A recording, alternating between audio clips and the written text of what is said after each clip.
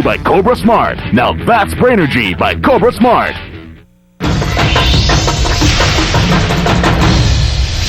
Let's go! Load up, load up! Araw-araw dito sa docking site ng Manila Ocean Park nagsisimula ang training ng team. Umula noong umaraw, puspusan ng kanilang pag-iensayo para sa nalalapit na championships. This is your last set!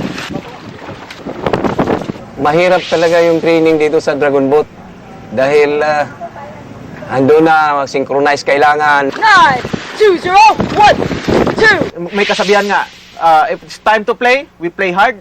If it's time to train, we train hard. Very good load! Ganyan lang, ganyan lang. 3 times a day kami nag-iinsayo araw-araw. Kasi kailangan naming humabol sa ensayo talaga. Last kick, ready!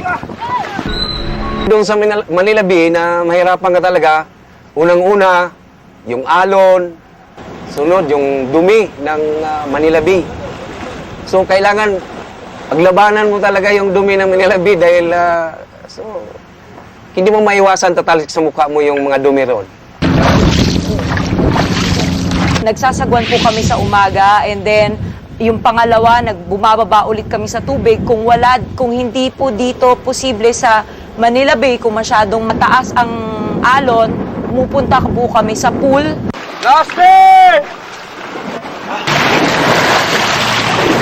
Pinakasikreto natin itong ensayo dito sa pool dahil ng pagkabigat. Yung mga kalaban natin, hindi ginawa ito. Dito sa swimming pool, pagkabigat talaga dahil hindi tumatakbo. Ngayon yung tubig, pag sumagwan ka sa tubig, nandoon pa rin, nakatutok pa rin yung sagwan, hahatakin mo siya ngayon. So yung mga braso, tigas na talaga ng mga braso. It's a combination of speed and endurance. Pagdating sa L, akyat ulit sa Y. RT, 1! Pero bukod sa pag-ensayo para bumilis at tumibay ang pangangatawan, kailangan din nilang pagtuunan ng kani-kanilang mga trabaho. Karamihan sa mga atletang sasagwan para sa bansa ay galing sa Coast Guard, Air Force, Navy at Army. Pwede monitor. Hati yung oras kasi yung isa din na magjo-duties pa kami sa isa naming trabaho sa Armed Forces. Kailangan namin gumising ng madaling araw para mag-train.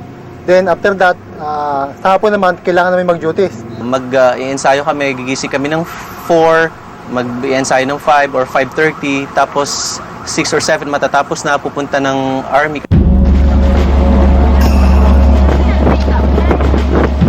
Sa mga babaeng paddlers, merong full-time ang training pero meron ding pinagsasabay ang sport sa trabaho. Pinagsasabay ko ang pagsagwan at trabaho ko sa sales. Kung oras ng pagsagwan, sagwan, oras ng trabaho, trabaho. Medyo mahirap nung umpisa. Mga 1.5 hours nagtitraining sa umaga. And then, after that, mga pagbalik ko ng boarding house para magpalit, mag-BS, trabaho naman.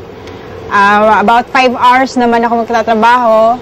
Pagkatapos nun, punta ulit ako sa training. Hindi lang dun sa disiplina ng katawan, pero yung disiplina ng utak din, kasama na yun na nade-develop sa'yo. So, kung yung katawan mo, ito yung kailangan, yung utak mo din sumusunod. Or dapat talaga mauna yung utak. Ito yung demands ng sports, ito yung demands ng trabaho. So, magkahalo na siya. 2, 3, 4, 5, 6, Kabilang din sa sakripisyo ang pagiging malayo sa pamilya.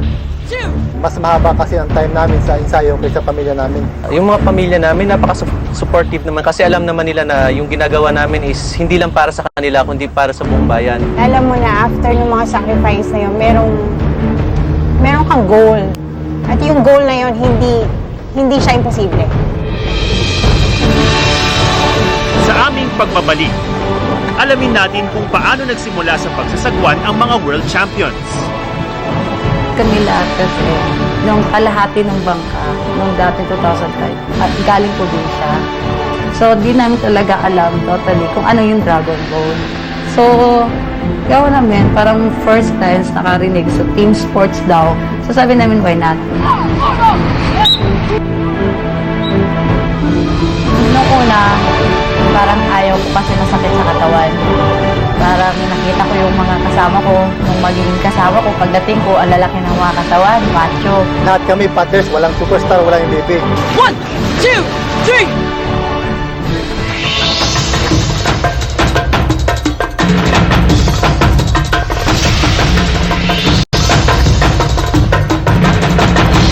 This special is being brought to you by Cobra Smart. Now that's